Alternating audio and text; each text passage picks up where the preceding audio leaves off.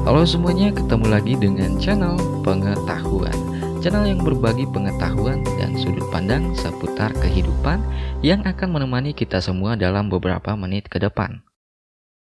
Introvert adalah sifat kepribadian yang selalu ada pembahasan mengenai teori kepribadian manusia.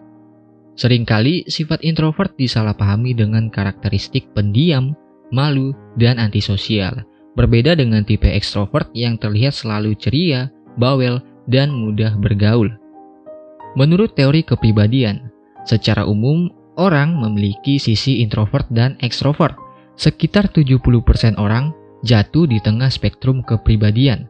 Artinya, mereka mempunyai sifat yang cukup seimbang. Namun ada juga yang memiliki sisi yang lebih dominan. Tidak ada yang lebih bagus atau lebih buruk. Kedua kepribadian ini unik dengan kelebihan dan kekurangannya masing-masing.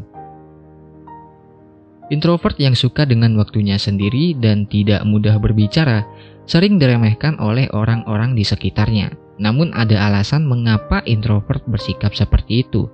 Berikut adalah ciri-ciri introvert yang sebenarnya. 1. Lebih produktif kerja sendiri. Waktu sendirian merupakan waktu penting bagi orang introvert, di mana mereka dapat merasa tenang dan produktif dalam melakukan hobi dan aktivitas mereka.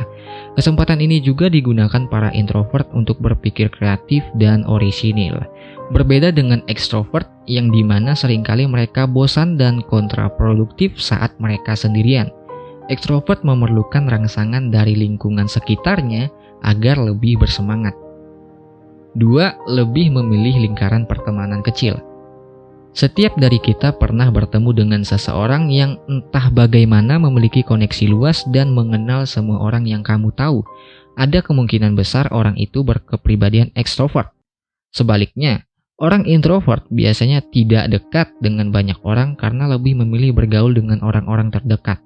Tapi walau begitu, introvert biasanya loyal dan sangat menghargai teman mereka. 3. Tidak suka pembicaraan basa-basi. Orang introvert biasanya tidak suka topik pembicaraan basa-basi.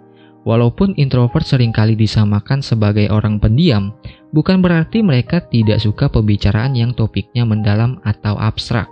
Dan karena imajinasi serta rasa ingin tahunya, banyak hal-hal menarik yang dapat dipertanyakan dan dibahas dengan kepribadian introvert. 5. Kritikal dalam memproses informasi. Orang introvert sering disalahpahami sebagai tipe pendiam dan membosankan saat diajak berbicara. Ini mungkin dikarenakan ciri introvert yang membutuhkan waktu untuk menganalisa informasi dari sudut pandang yang berbeda-beda. Hasilnya, introvert sering disangka lambat atau terbelakang dalam konversasi, terutama dengan tipe ekstrovert yang cepat dalam berkomunikasi. 6. Berkomitmen untuk mencapai target. Ciri introvert yang disiplin memudahkan mereka untuk mencapai target sasaran apapun itu. Mereka memiliki pendirian sendiri dan tidak mudah dipengaruhi oleh pandangan negatif dari lingkungan sekitarnya. Ambisi orang introvert yang solid ini kerap menghasilkan individu yang sukses. Yang ketujuh, tipe orang yang dapat dipercaya. Orang introvert dapat menyimpan rahasia dengan baik. Karena karakteristik introvert yang peduli, mereka mengerti sulitnya menemukan seseorang yang benar-benar dapat dipercaya.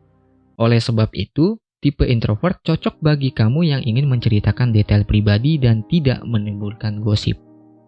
8. Sadar akan detail kecil. Seringkah kamu menyadari hal kecil yang umumnya orang lain tidak sadar? Introvert terkadang merasa kewalahan dikelilingi oleh berbagai rangsangan atau stimulasi dari lingkungan di sekitarnya. Namun karena sifat ini juga, orang introvert seringkali sadar akan detail kecil yang kebanyakan orang tidak peduli. Dan menurut studi, terlihat adanya peningkatan aktivitas otak dalam tipe introvert dibandingkan ekstrovert saat memproses informasi berbentuk visual. Nah, itu dia fakta penting mengenai kepribadian introvert. Banyak juga kan keunggulan dari sifat introvert. Apakah sahabat pengetahuan memiliki ciri-ciri di atas ini atau kebalikannya?